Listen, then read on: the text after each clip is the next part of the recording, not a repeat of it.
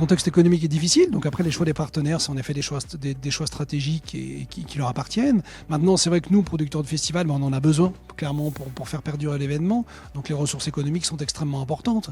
On se retrouve maintenant à avoir la technique, toute la logistique, la partie artistique qui augmente, entre guillemets, énormément.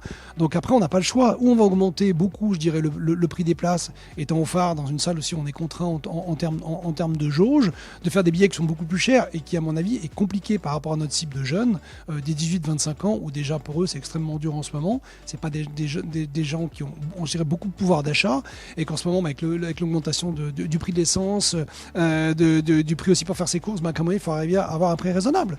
Donc pour nous, il a fallu prendre une décision qui était de dire cette année, en effet, c'est trop compliqué d'un point de vue économique et clairement, on peut pas le faire. Et on attendait toujours. On a eu donc des partenaires privés qui se sont désengagés et aussi des partenaires publics qui n'ont pas confirmé, je dirais, à 100% leur participation.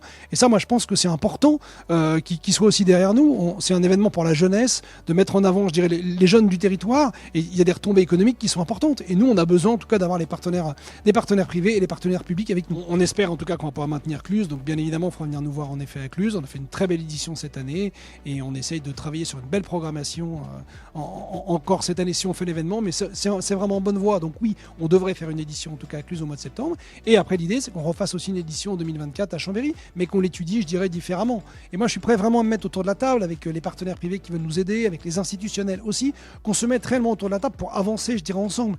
Il faut se rendre compte qu'on a créé quand même quelque chose qui est une belle machine, je dirais, de retombées médiatiques, en tout cas pour la ville, pour le territoire. Quand vous êtes diffusé sur Fun Radio non-stop, sur toutes les ondes de France, pendant de 20h à 4h du matin, c'est des retombées qui sont extraordinaires. Et je pense que c'est aussi valoriser les jeunes. Mais à un moment donné, on ne peut pas être seul à partir, tout seul. On a besoin des aides. On a besoin des aides publiques et des aides privées pour faire perdurer un événement comme ça.